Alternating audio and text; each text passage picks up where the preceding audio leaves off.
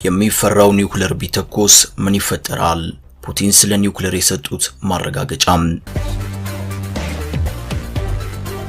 ለመሆኑ ዓለምን እንዲያስጨንቀው ኒውክሌር ቢተኮስ ምን ይፈጠራል? ለምንድነው እንዲህ የተፈራው? ከማውራት በዘለለስ እውነት ሊተኮስ ይችላል ወይ? ከዚያስ በኋላ ምን ይፈጠራል? ምድረ በዳ ትሆናለች ወይንስ ህይወት ይቀጥላል? ምን አይነት ለውጥ ሊፈጠር ይችላል? አብራችሁን ቆዩም። ኒውክሌር በወሬ ከመደጋገሙ የተነሳ ቢለመድም ነገር ግን የሚያደርሰው ጉዳት ስሙን ለመጥራት እንኳን መጠንቀቅ እንዳለብን የሚያሳይ ነው።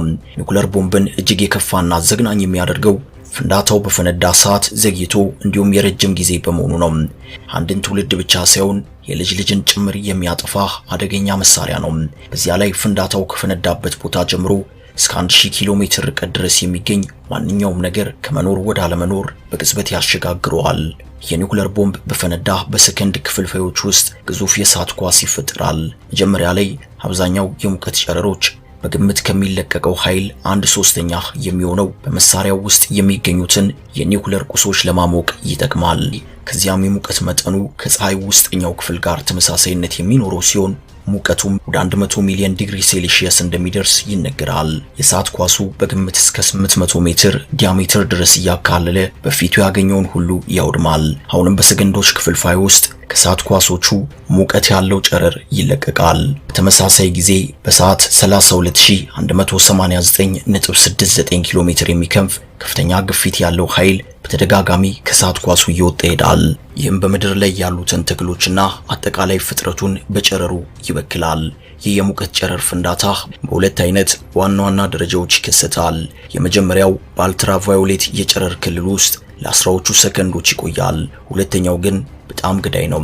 ለበርካታ ሰከንዶች የሚቆይ ከመሆኑም ባሻገር 99% የሚሆነውን ፍንዳታውን የፈጠረውን ሙቀት ወደ ውጭ የሚገፋ እርሱ ነው። የሙቀቱ ሞገድ በሁሉም አቅጣጫ ይሰራጫል።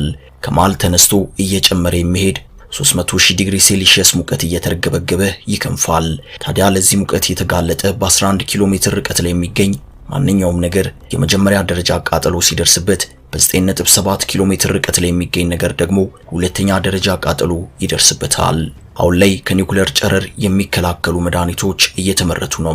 እነዚህ መድኃኒቶች የሚያገለግሉት ከጥቃቱ ራቅ ብለው ነገር ግን የጨረሩ ሰለባ ለሚሆኑ ነው። በእርግጥ ይፋ ያደርጉትም እንጂ ኃያላኑ ራሳቸውንና ሕዝባቸውን ከዚህ ጥቃት የሚከላከሉበት አስተማማኝ የመከላከያ መድኃኒት አላቸው ይባላል።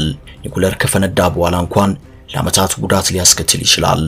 የኒውክሌር ጦርነት በእኛ አሊያም በፕላኔታችን ላይ የሚያስከትለው ውድመት ለአብዛኛው ሰው ግልጽ ነው።